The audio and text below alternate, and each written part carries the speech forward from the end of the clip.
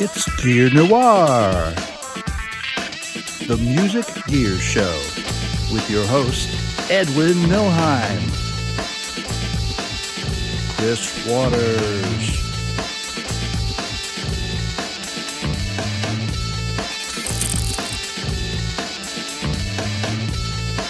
today's show, KTO, Kathleen Turner Overdrive.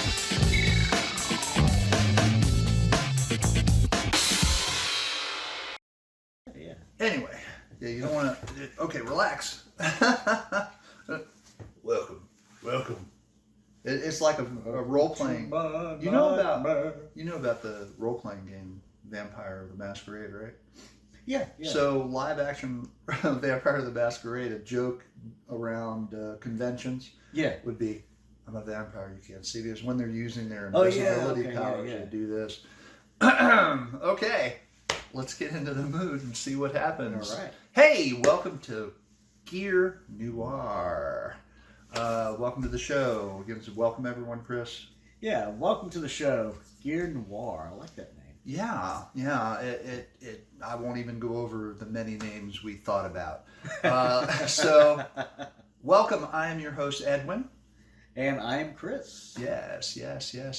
So, what this show is gonna be about, we hope, is about gear for making music and recording music.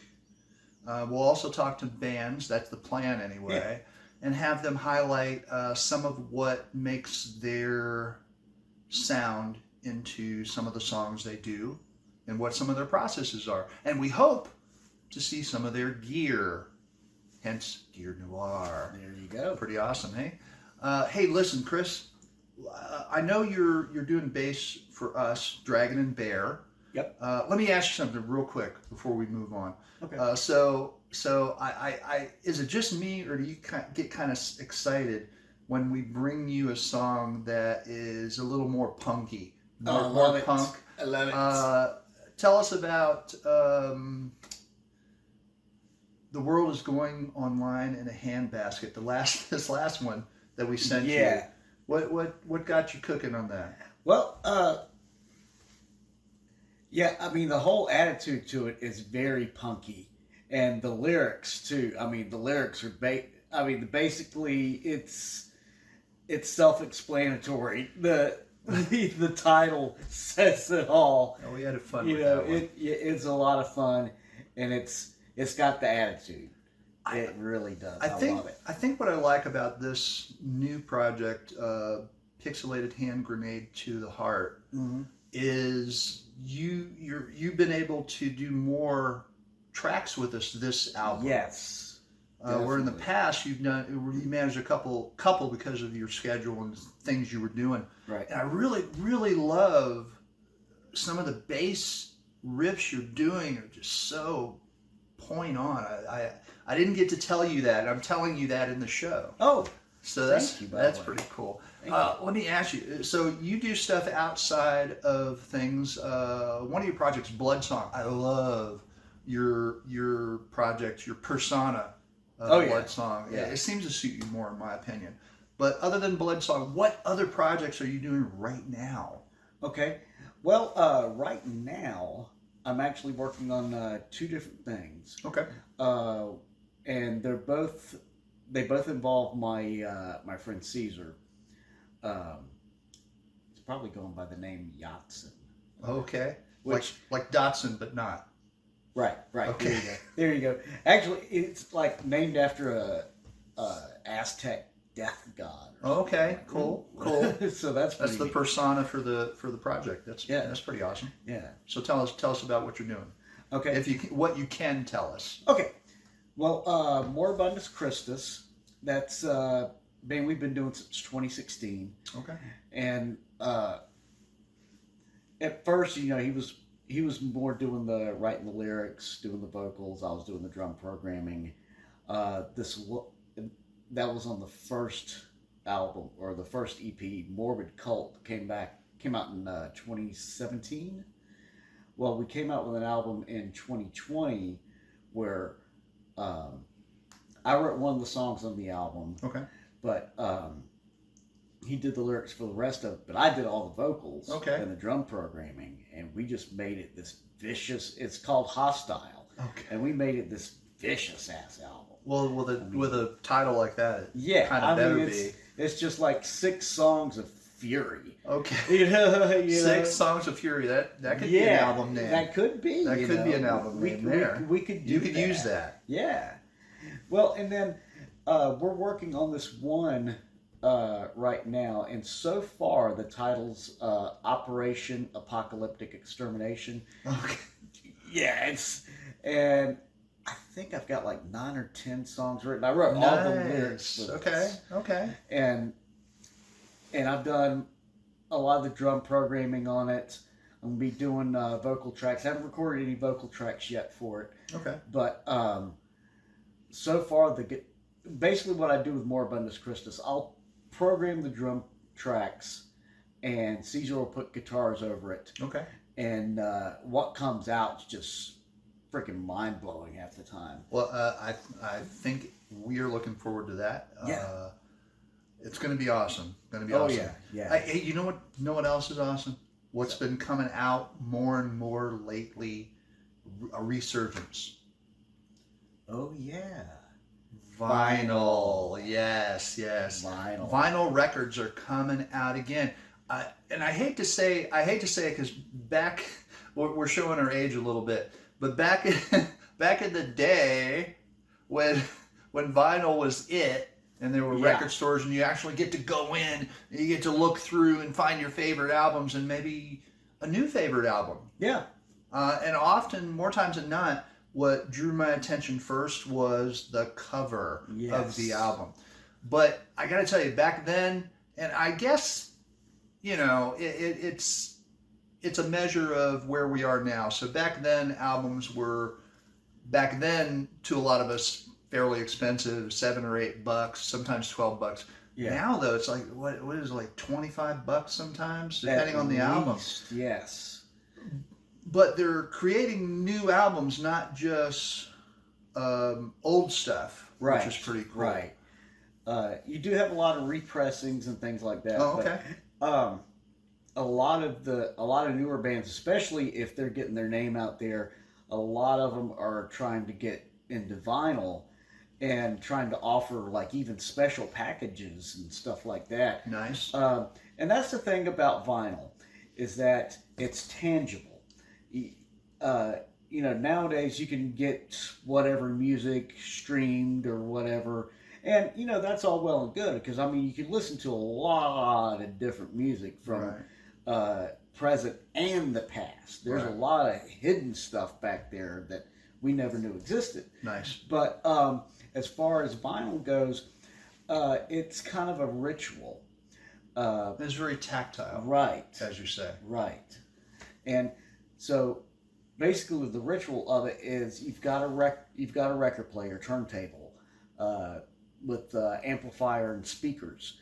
You put this record on, you've got a tone arm that's got a needle on it, you put it in the groove, and there you go. And you hear that sweet sound of analog. Yeah. Which is pretty awesome.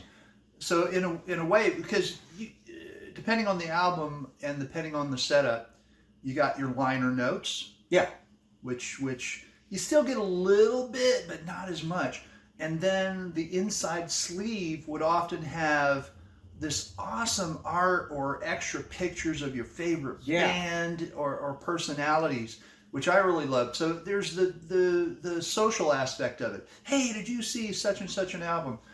Which is pretty awesome. So it's great that it's coming back. But now also you have more record stores coming back. Yeah, which is awesome. Definitely. But then also, because of the surge, you have a supply chain thing.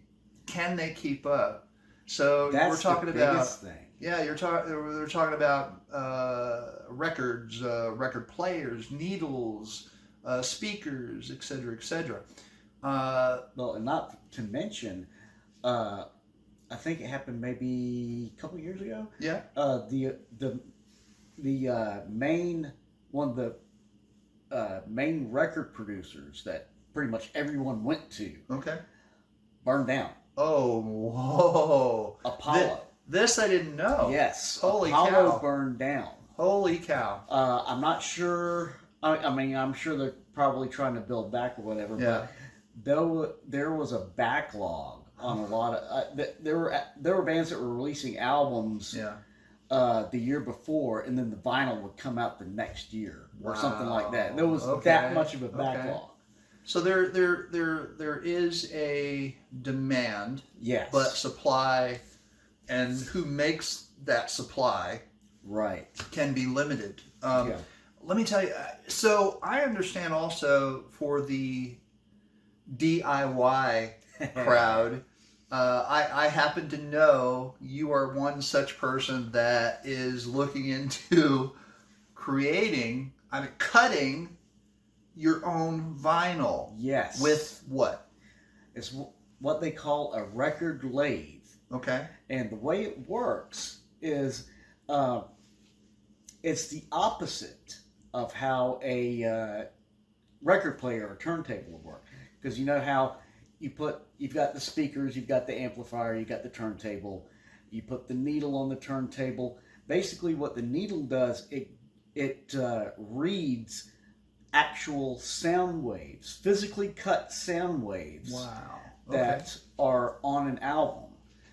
Well, and of course, if you see what they do at the record plants, what they do is they will cut this. They'll cut this vinyl or on a lathe.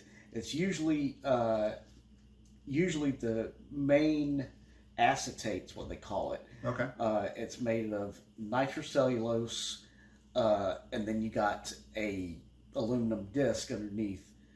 But the record lathe, what it'll do is the sound is basically coming into these little driver speakers or drivers, and they vibrate this little cutting needle.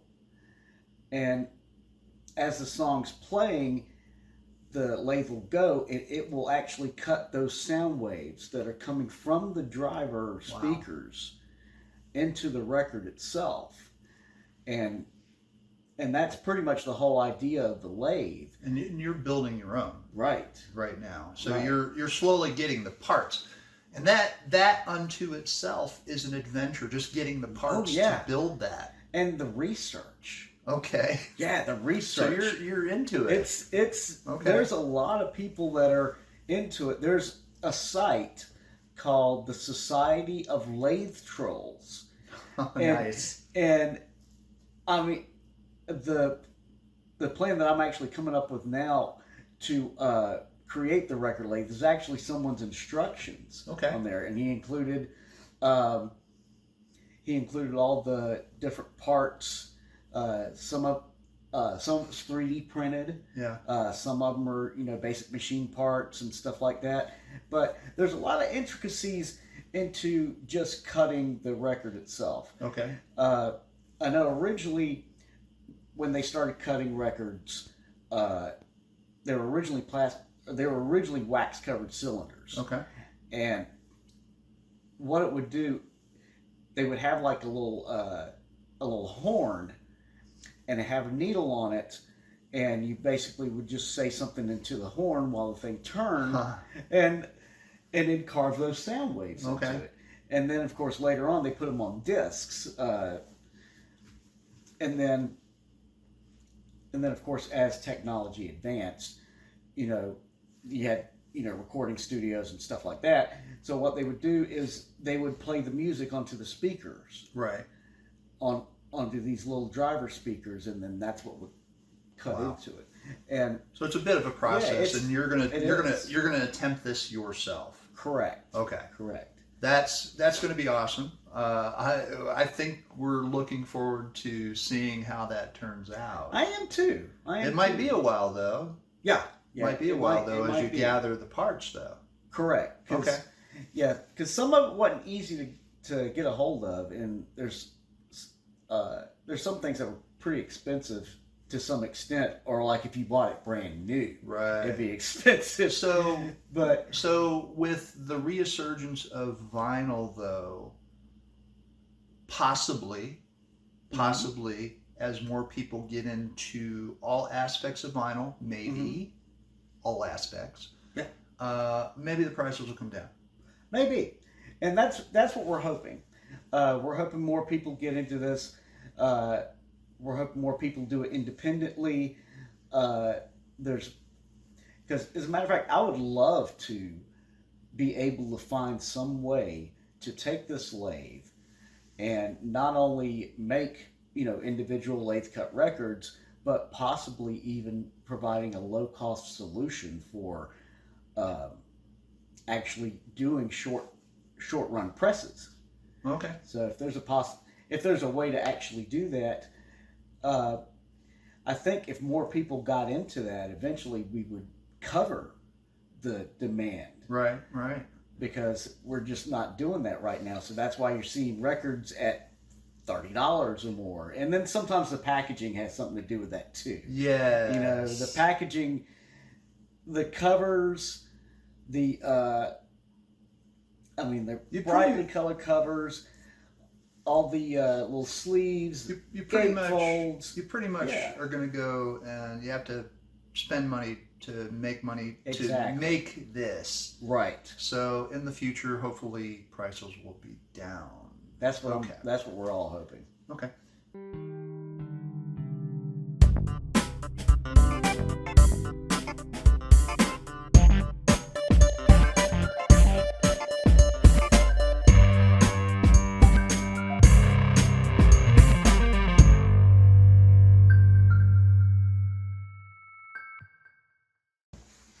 And we're back. So that being said, our first band for our first episode is Kathleen Turner Overdrive. An Australian band, an awesome band, Kathleen Turner Overdrive. Nice. Wait a minute. Isn't that the band where you always listen to them and you touch your guitar? And I'm going to listen some more, and I'm going to touch my guitar. Kathleen Turner Overdrive. In their own words. Yeah. Hi, I'm Lizzie, the lead singer and primary songwriter for Australian melodic punk band Kathleen Turner Overdrive, and I'm here today with Chris and Milton on Gear Noir to answer a few questions. And so is Slinky, my cat. Question 1 is about the band name and where it came from and how it's reflected by the band. So Kathleen Turner Overdrive is an unholy union between Bachman Turner Overdrive, which was a band of the 70s and 80s, which our parents favoured, and Kathleen Turner, a very accomplished actor from the 80s and 90s. So to Gen Xers like us, over a few beers, coming up with that name in 1991, 92, it was absolutely hilarious. However, the kids don't think so. They don't get it, so we have to explain it to them and bring it down to, you might know Kathleen Turner as Chandler Bing's dad on Friends. So that's how we get around that with the kids. But anyway, it's hilarious, and that matches the band because we like to have a fun time. We believe that making music should be fun, so a fun name goes with a fun band. Kathleen Turner Overdrive. Absolutely hilarious. All right, let's talk gear here on Gear Noir. So as the lead vocalist in Kathleen Turner Overdrive, it's really important that I have a microphone that I feel confident with and can trust. And I do like to roam around a bit. I don't like to stand still when we're performing. So a wireless mic was the inevitable choice for me. So I purchased myself this Australian manufactured unit. It's a performance kit. Pretty simple, basic wireless thing, very good quality. I got it at a discount, so thanks to Steve at Bandland for that. But even then, it wasn't, without a discount, it wasn't overly priced for the great quality that it is. Paid about 600 and something Australian for it. So you get this great condenser mic, which makes sure that you've got really clear vocals, lots of good clarity. You've got your control system here, which is very easy to operate. It has some little aerials that you stick on, and that's about it. So it doesn't take up much space. And it's a very strong wireless transmission, so you can get right around and not worry about it. So it's a great mic, really happy with how it works. The unfortunate thing is that when you roll up to what we have found is roll up to a gig and the sound tech has kittens about it. You can help them work through it and show them how easy it is, but inevitably time after time we would have lots of feedback coming through, awful screeching, audiences telling me that they really couldn't hear me. So move to plan B, where we put the desk up on the stage with us. But a lot of times that isn't possible because the stages here in Australia can be very, very small, and you don't want Aidan spilling his beer on that, or Mark kicking it off the stage, and all of these things can happen. Even I could just be jumping around and tread on it. So I don't use it anymore, which is unfortunate. I'm hoping down the track that opportunities will arise where I can use it. So I just use the house PA.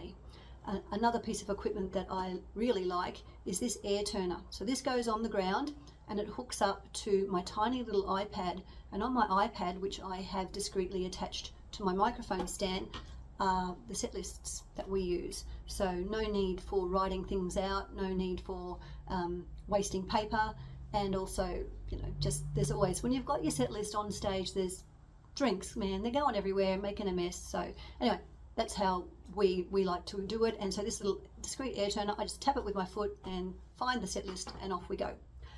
The thing that I like the most, the piece of equipment I like the most is, and the sound tech put me onto this because I'm pretty germ phobic. I had a friend who told the story of how she got up on a microphone at a gig one day and sucked in someone else's spit. So I have just been paranoid since being told that story. So I like to have a protective shield over the microphone at all times, and was finding that the sound techs were saying to me, those thicker ones, those fluffy ones, they're muffling the sound, that's part of the problem, etc. So voila, these little paper disposable ones. So whilst I'm a bit of a greenie and I'm not very happy about disposables anything, this is about sanitation. This is about staying well so you can play the next gig. So this keeps my germs off the microphone, and it protects me from the germs from the person before on the microphone and whoever's on after me. So it's a nice little thing. So they're my three pieces of equipment: the Rode performance mic set, this air turn baby, and these, which you can just get, I think, from eBay is where I was directed to get them, and there was 100 in a bag and they cost next to nothing.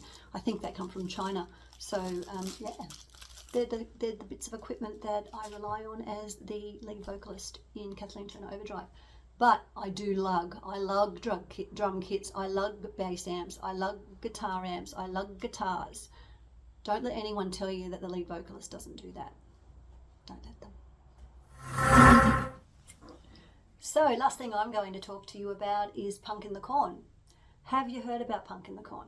If you haven't, you need to get out from under your rock and buy yourself some tickets, because they're online. Just look up Punk in the Corn LLC and all of the information is there. But for now, I'm going to tell you it's on October 10 and October 11 at the Mississippi Valley Fairgrounds in Iowa, Davenport, Iowa.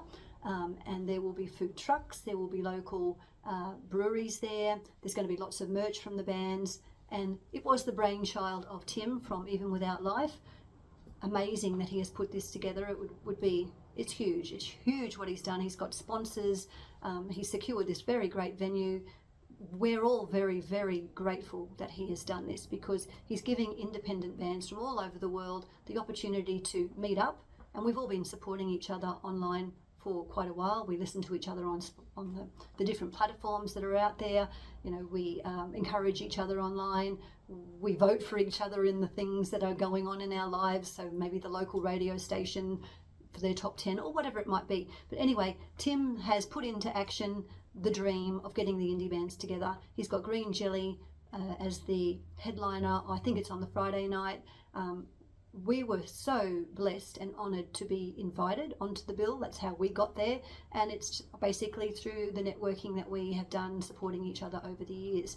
So there's lots of great indie communities out there. I recommend that you go look them up. I will forget some right now, but the ones that are on the top of my head are the EWL Indie Review Show. Get on there, pop your music on, have a chat with the people there. On the air tonight 24/7, a radio station. They also have chat that you can get onto when there's shows on. There's Front Row Radio, there's group together, there's band together, there's Vox and Sticks, there's Kel Stage Music. High Dosage Records have changed their name to High Dosage Music, I think now. Paul Harwood out there online. So many platforms for you to get onto, to meet people, to support people, and to genuinely get behind the scene. So anyway, Punk in the Corn, we're going there. We can't wait. We're flying over. Harrow from Australia, Trick Shot from Australia, and so excited to finally get to see live and to dance to the wonderful bands that we've been playing and supporting for so long, and just can't wait. So Tim, we really want to thank you from the bottom of our hearts for all of the time that you have invested in this, and the group of people that you've brought together. So Kathleen Turner Overdrive is going, but it will be Mark, myself, and Aidan. Ollie, our drummer, is unable to attend. However, the beautiful Mike Tragic from The Tragedies will be hitting the skins for us. So that's another wonderful opportunity that we've got, thanks to Punk in the Corn, thanks to Tim, to be collaborating with another excellent artist overseas. So get your tickets, folks, get your tickets, and also get out there and start supporting your indie acts. Go see them at the local pub. Go to the next city and have a listen. Stream Dragon and Burr, stream Kathleen Turner Overdrive, stream the Fraz Band, stream them all, Dashing Skull Club. There's so much good music out there. Anyway, that's it from me. I thank you for the opportunity, Milton and Chris, and everyone get behind this little podcast. It's going to be awesome. It's Gear Noir, so where you get to talk about your gear. See ya. Hey Edwin, thanks for the opportunity to talk and show. It's Mark from Kathleen Turner Overdrive here. I'm the guitarist, and I'm just going to speak a little bit about what I use in the band to get my sound. Well, first off, this is my go-to axe, which is not as the headstock would suggest, a Gibson. It's actually a guitar that I bought a few years ago that was made by a local luthier in Brisbane. He was an older chap, and he was the guitar player for a Shadows tribute band, and he'd always wanted to build a guitar, so he built a bunch of them. And the Gibson or the Les Paul was a tribute, but it's not a genuine Gibson Les Paul, and it has some little, I suppose, construction errors, but I don't know, it's got its own unique features, but it's a great guitar, and it sounds fantastic through my my amp, which is a Bigera Classic 55. That's it there. And great little 55 watt tube amp. Yeah, that's really done the job for me in terms of getting my sound on stage. It's like we've been around now for about 8-9 years, and I've gone through a couple of iterations of amp. I had a high watt Max Watt 200, which was a fantastic amp, but just too big and heavy. So having something a bit smaller and a bit lighter is preferable, although this amp's not particularly light anyway. Oh, actually, I'll show you some other guitars. So this is my other, I guess, main go-to, and that's this DBZ here in the background. So it's a DBZ Royale, and of course those of you out there who know your gear would know that it comes from the stable of Dean Zielinski, who was originally, I think, master luthier with Dean Guitars, and then went on to sell Dean and formed DBZ, and then now just Dean Zielinski. But yeah, So that's a very much a favourite. And then my other favourite is this, and it's interesting that these two guitars are so close together on the wall, because this Telly is also, it has a funny story. It's a knockoff Fender. It's not a real Fender Telly.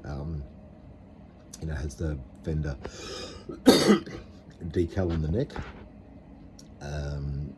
but it's a single slab silky oak. Yeah, single slab silky oak, with a, I think, a Dr. Parts neck. Anyway, it's just a cheap knockoff neck. Has got a lovely Seymour Duncan little 59 pickup in the bridge.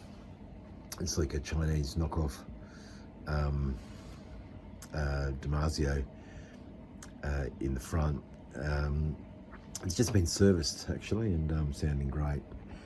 That's always been a favourite of mine as well. So they're probably my three go-to guitars. All right. Customised or modified any of instruments or gear to suit your unique sound?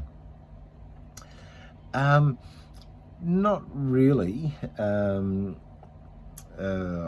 Look, you know, I like the idea of customising gear and of putting new pickups in, but you could spend a fortune and not get the sound that you want. I think that, you know, some professional musicians, and especially if they're that combination professional musician and obsessed hobbyist, you know, will swap in and out, you know, pickups regularly. But, you know, for me, it's an affordability thing. If this guitar sounds good, you know, why mess with it? So I've tended to leave that, you know, the guitars alone and not mess with them in terms of swapping pickups in and out. So no, I don't do any great modifications to my guitars, other than to vandalise them, as you'll see. Any advice for aspiring musicians about choosing gear? I think if you're a learner musician, if you feel the passion of playing music, and you'll know whether you do or you don't, then a quality instrument that doesn't necessarily have to be an expensive instrument or a brand new instrument, but I think if you buy if you buy musical instruments at music shops where they can set them up and get the best sound for you, best playability, then that's probably the best advice I can give. I think be prepared to experiment with sound. You might find, oh, I would really love this style. I love the sound of this guitar for a while. I don't know why. It could very well be, like we talked about earlier, the pickups, or it could be the difference between a maple and a rosewood neck, or it could be some other factor. It could be the body shape of a guitar, and sometimes that's vanity. You know, we love the look of, you know, Les Pauls, or, you know, Hendrix fans, you know, would love, you know, the, you know, look of a Strat, and you know, there can be all sorts of reasons why we play different guitars, but I think, you know, get as good a quality at the most affordable price that you can. If you're really passionate about it, you will continue and you will upgrade from there. G'day guys, Adzilla here from Kathleen Turner Overdrive, just showcasing my gear. So the amp that I've been running for a good, I don't know, maybe 14 years is this wonderful Mark Bass amp. It's a Mark Bass Combo Head 2. It is 600 watts, pushes so much power out the front. I've never had any issues with it. It's lightweight. It's like the Ferrari of bass amps. for a bit of high-end effect, I use a Weeping Demon pedal on the low setting, on the normal setting. Scoop pretty heavy so that I get that nice sharp sound when I'm doing bass solos and stuff. I do use a Digitech Whammy, not very thoroughly, as I generally just use it for the shallow and deep detune, because it adds just that little bit of chorus effect. If I'm being a bit outlandish, it actually has a dry and wet out just there. And so with those I can actually get two signals from one instrument, and I can do some pretty tricky, cool stuff with the octaves and pitch shifters and whatnot. My old favourite bass guitar that I would have gone to back in the day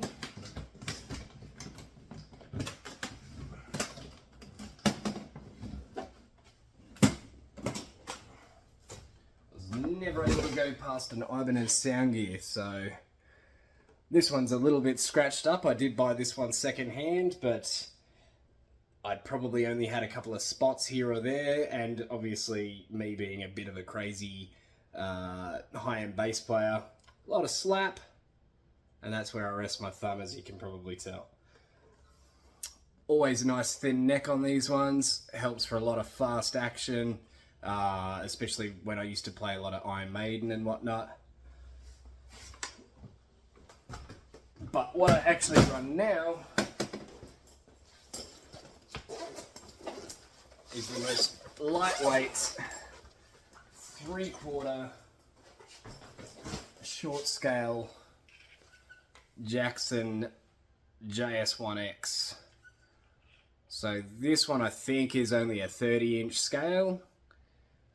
Same deal, it's nice and small, obviously because it is a smaller bass guitar, usually used for juniors, but I find it very, very comfortable. I haven't looked back since I bought this one on our Canada tour a few years ago, and yeah, that's all my favourite gear. I really enjoy playing those bass guitars. And yeah, I'd never look back from a Mark bass amp. And that's my gear. Adzilla out. Hey, my name's Ollie from KTO. I'm doing a gear video for you guys upon request. I'll walk you through. This is my Ludwig drum kit.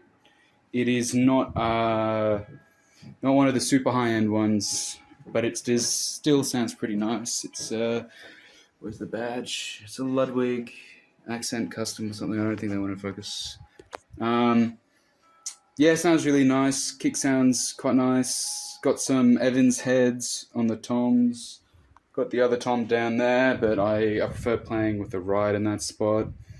I got Pasty PST8s, the whole set. Sound fucking beautiful. They're a bit thick as well, so they will last a while. I got like a soft batter head on, what you call it? On the kick pedal, just softens it up a bit.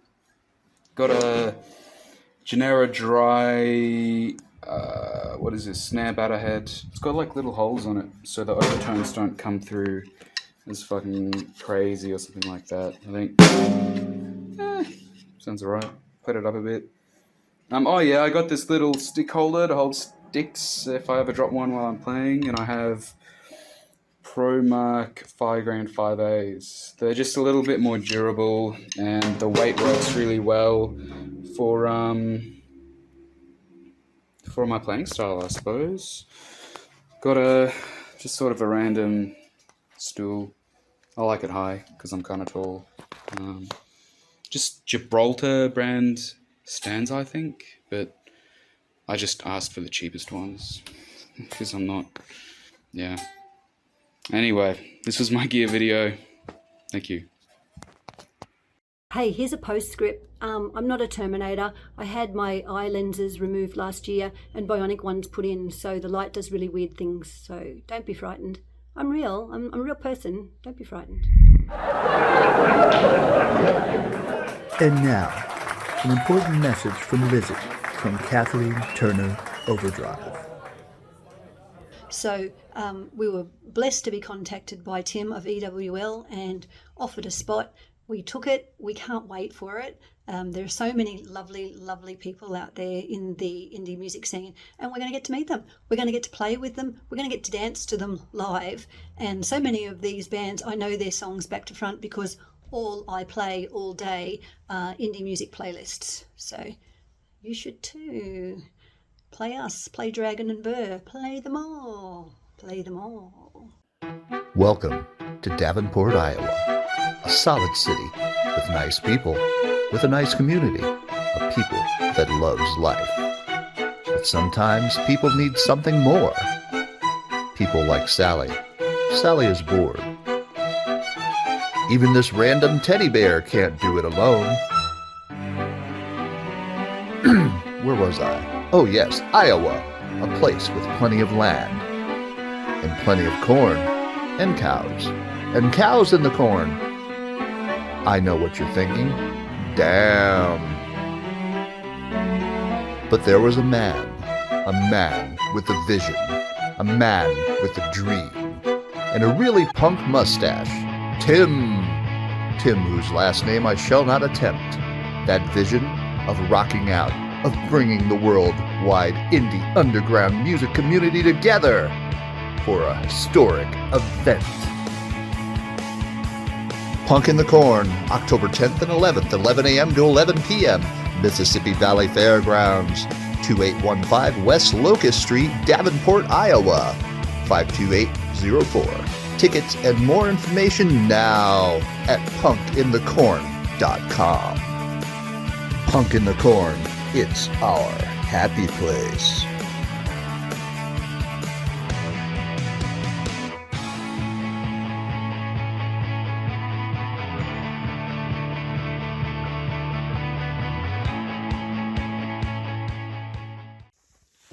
And that's a wrap for episode 1, Gear Noir.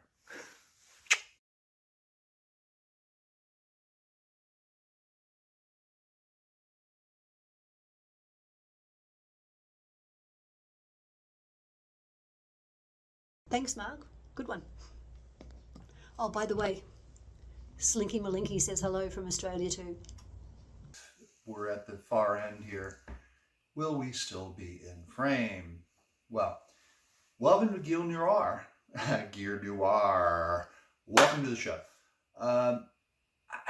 So, Gear Noir, what we wanted to do was kind of get back to the indie underground music community who have supported us, Dragon and Bear, all these years and even today.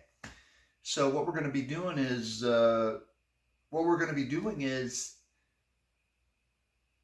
talking about gear that we use to make music and record with. So we'll be talking to different bands and seeing what their process is, not only in the gear, but their process of creating songs sometimes. So what do you think? What do you think? That's pretty good. Cool? Pretty cool? Yeah. So that being said, we all have some irons in the fire, as they say. So we have some projects going on. Chris, what's going on with you? What projects are you specifically working on outside of Dragon and Bear?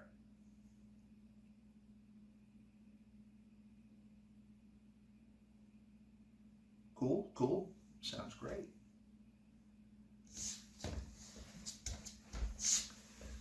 Well, I'm going to be screaming a lot. Oh, yes.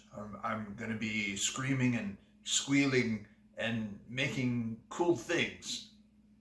And I can't be Chris because I don't know his technical terms, but I'm standing in for Chris. Wait. Okay, there we go.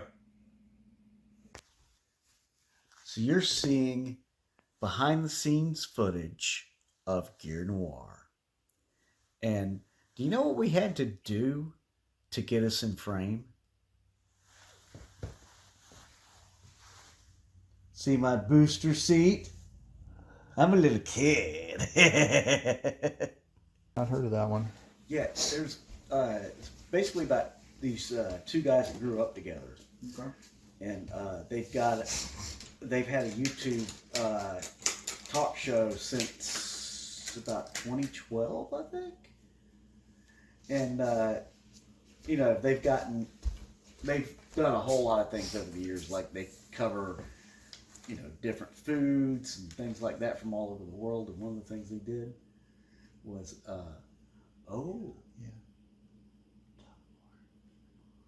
one of the things Make some musical notes. Make some musical notes. Go ahead. Go ahead. Sing. Sing. You're making me uncomfortable.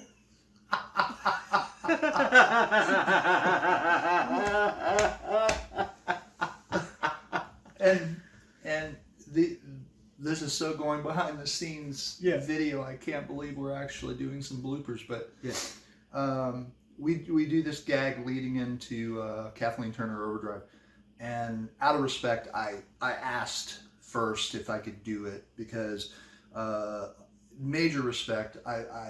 We love Kathleen Turner Overdrive. We really do. And we love the lead singer. I do kind of have a band crush on them, honestly. She's amazing. She's amazing in her vocal delivery and everything. Nice. So awesome. Anyway. That's what we're all hoping. Okay. This is the part I do this and go, okay, I'm going to edit this out. So I'm going to grab my guitar and we'll do the lead in and the joke. You know how it goes? You know how the joke goes? I forgot. Okay. Or first, before I did that. Yes. Just out of respect. Yeah. Because I do actually have a little bit of a crush on her. Oop, that shit's still filming. Oh yeah. It's just the dialect. I love the dialect, Oh yeah, yeah. But the band bloody rocks, man. Nice. They do. Not British. Not like dramatic. What happened? Can you believe we didn't film a damn thing? Really? Yeah, it cut off. Wow. Wow, 'cause we had a good vibe going with Yes, that. we did, and you know what else? I didn't get you. I didn't give you the update on the first, so I'm giving it to you now. Okay. On April 1st, I didn't give you the update, so You I'm just doing it now. April Fools.